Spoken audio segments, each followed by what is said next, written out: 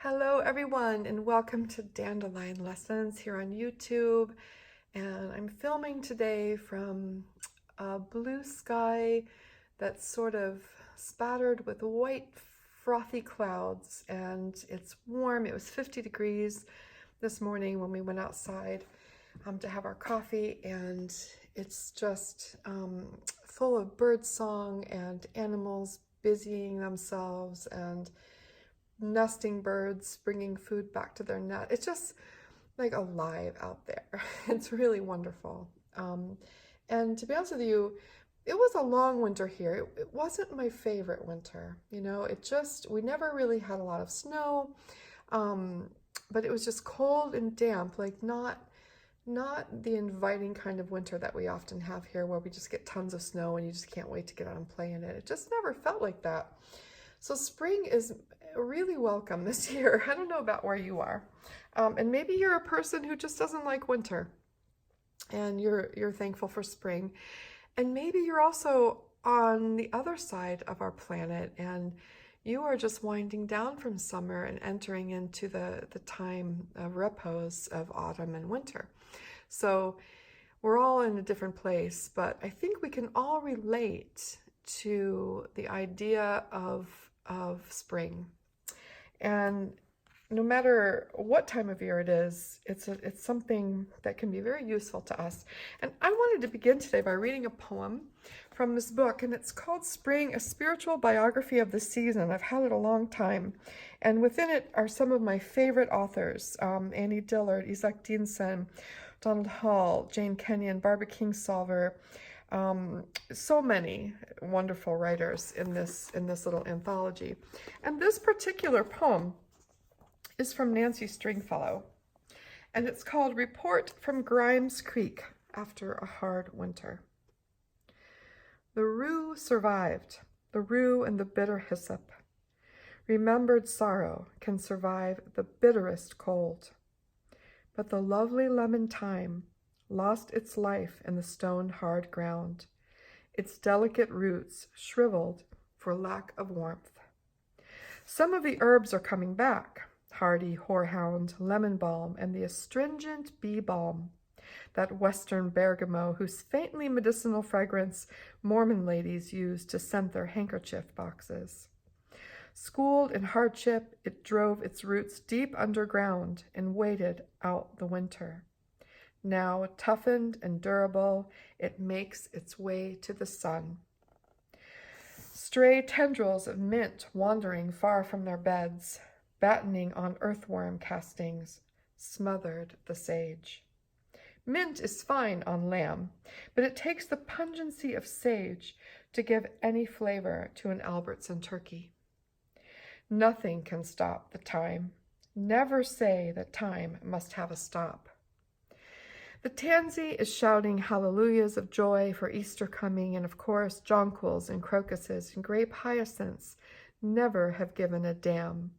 Cold snow or warm rain, spring is spring, and damn the elements, full speed ahead.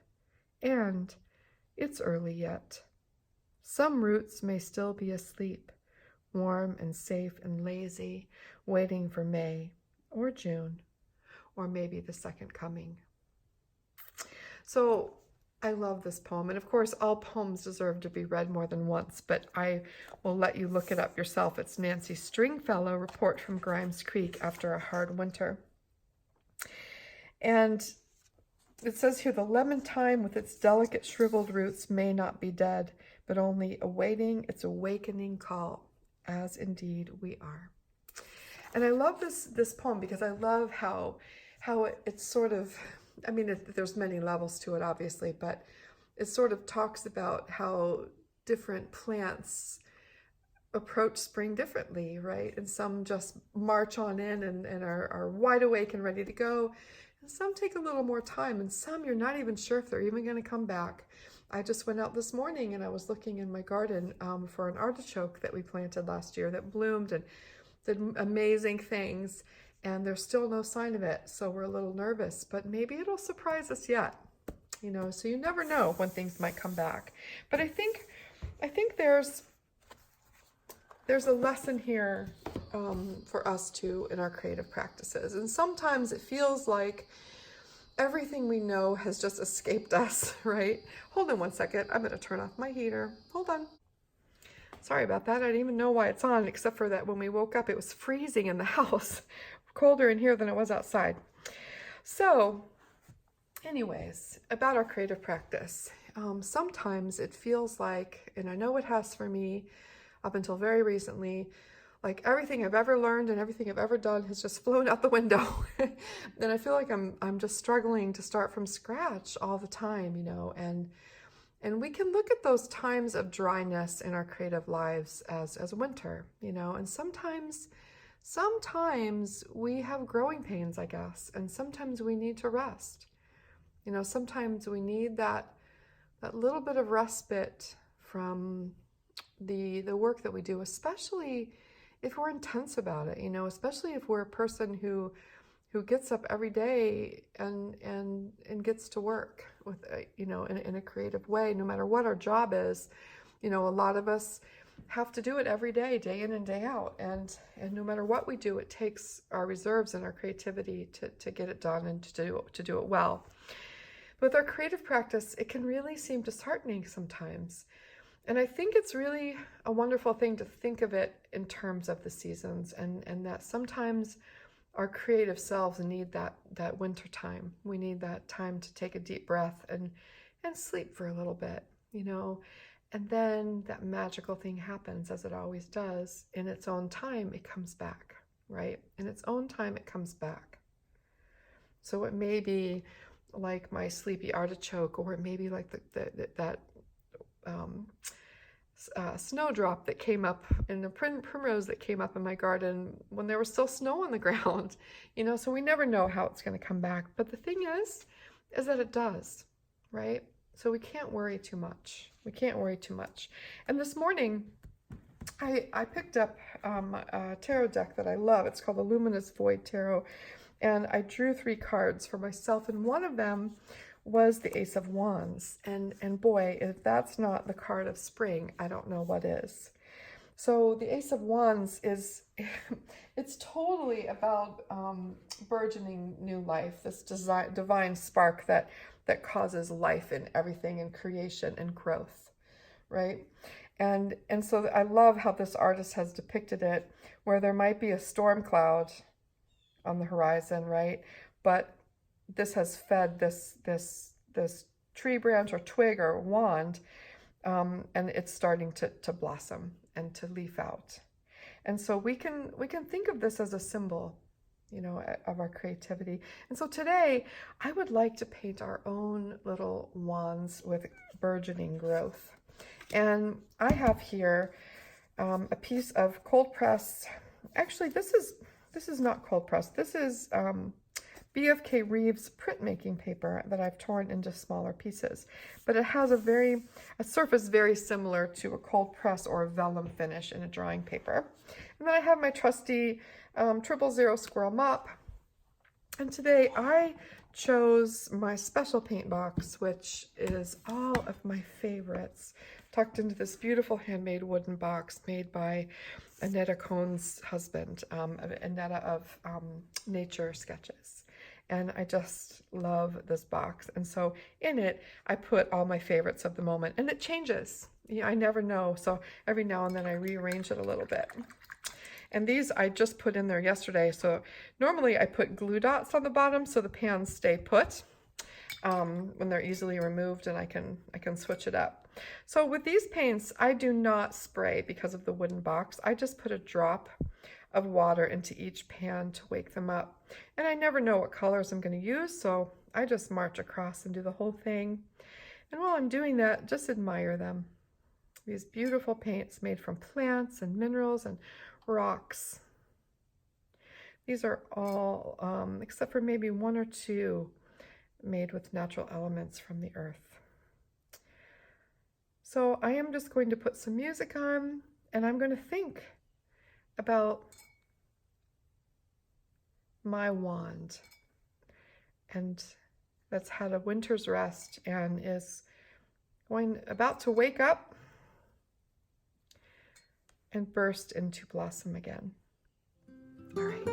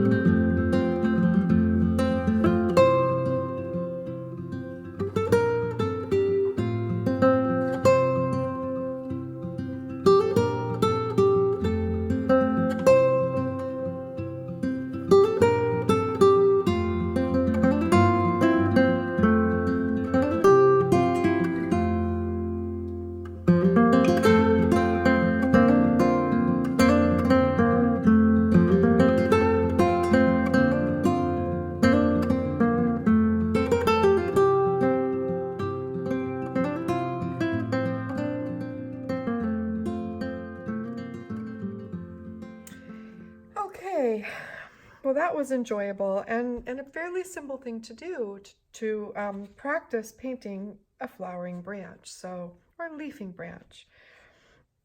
So basically you start with the center, and you notice that I didn't make it perfect, right? I just sort of let it wobble in and out, and then I just started branching off to the sides with curved little branches, and then just made some dots of different color greens at the end and put plenty of water in them to let them mix and mingle. So it has the delightful appearance of a branch in spring. And I thought what I would do is I would finish it with my chop. And because this is a dandelion lesson, I of course want to send it to someone else. So I'm going to put my chop right down here. Finish it off.